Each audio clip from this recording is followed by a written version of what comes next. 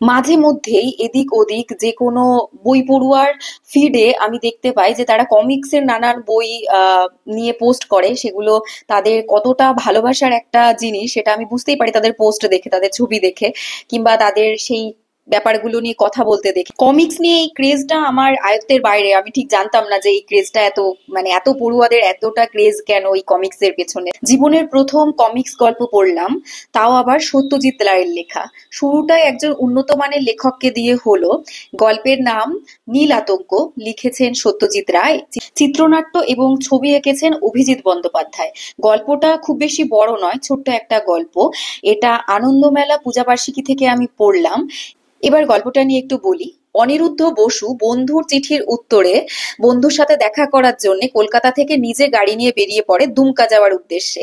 এবং এতটা পথ গাড়ি চালানো কতটা ক্ষতিকর হতে পারে, তবুও অজানা, তাও আবার অচেনা অজানা রাস্তায় তার ফলাফল সে শীঘ্রই পায়। প্রথম রাত্রিতেই তার চরম ভোগান্তি হয়। এক রাত্রি তাকে একটি অচেনা নির্জন নীলকুঠিতে কাটাতে হয়, এবং তার যে অভিজ্ঞতা সেই রাত্রে বেলার, সেটাই গল্পের বিষয়বস্তু। গল্পটা ছোট্ট হলেও ভীষণ রোমাঞ্চকর, এবং চিত্রনাট্য, ছবি অঙ্কন বেশ ভালো।